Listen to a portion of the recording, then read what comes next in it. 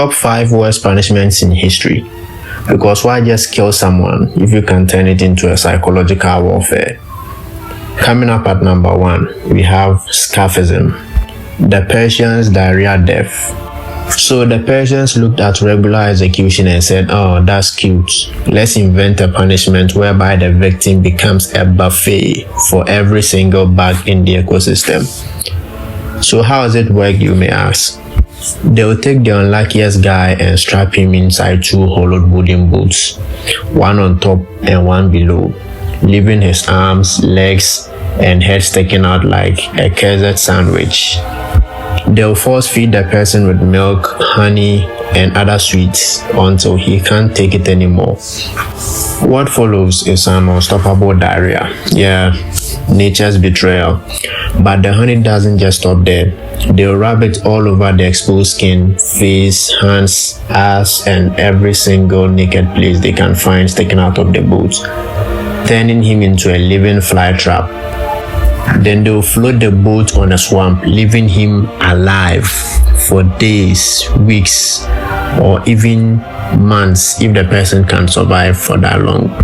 As the sun roasted him, the insects moved in, and his own feces begins to rot from inside out. Larvae will crawl out of the wounds, his eyes will swell shut, and his body will bloat, decay, and become its own ecosystem of death. Death becomes slow, humiliating, and stinky. You don't just die, you melt mentally, physically, and psychologically. This wasn't just punishment, it was an organic torture porn. Now, coming up at number 2, we have the Brazen Bull, aka when the Greeks got creative with screams. In ancient Greece, the birthplace of democracy, philosophy, and absolute psychological sadism, let me introduce you to a man called Pelias of Athens, a sculptor who thought, what if we cooked people inside a giant metal bull that made their screams sound like music? So he built a hollow brass bull big enough to hold the man inside, then installed pipes through the snouts, and then engineered it so that the screams will come out as bull roars. They'll toss you inside and light the fire underneath, turning it into a horrifying oven of screaming flesh. As the metal got red, your skin boiled, your lungs scorched, and then the crowd would just be like, bravo, what a sound, do another one. Oh yeah, and funny enough, the guy who invented it was the first to get cooked in his own invention. Because even tyrants hate smug inventors. This was less about justice and more about turning suffering into a performance art. Nice. Coming up at number 3, we have Flaying alive. This one's classical, aka the Assyrian war art. The Assyrians were built different. When you cross them, they don't kill you. They'll peel you like a mango. They will strip off your skin in long, deliberate places, starting from your feet upwards. Why?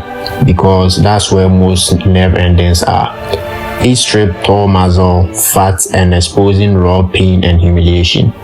But the fun doesn't end with death. They nail your skin to the city walls, a fleshy warning sign to the next rebel who thought about acting up. Try us again, and we'll tell you into a leather scroll. This wasn't just execution, it was a psychological warfare through the creative trauma.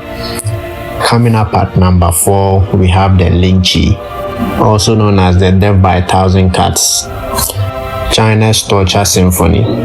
Now the Persians were sadistic, the Greeks were theatrical, but the Chinese went full precision mode. Lingchi translates to slow slicing, but it might also mean let's kill you slowly so that it becomes a fucking sport. This form of punishment was reserved for treason or disrespecting the emperor. Lingchi involved a highly trained executioner, slicing your body bit by bit, not randomly now. Symmetrically. First, they will take small pieces of your ear, nose, nipple, and limbs, even genitals, while keeping you alive, and paralyze your opium. so that you felt every single slice but you can't move. The goal wasn't just pain, it was to erase your identity. You die inch by inch. They'll carve your life away until there's nothing left. And here's a bonus horror. Some poor souls manage to stay alive till the 100th or even the 1000th cut. Sheesh. And now to the final worst punishment on the list. We have immurement, also known as burying a person alive. Unlike others, this one feels peaceful until you realize what's actually happening.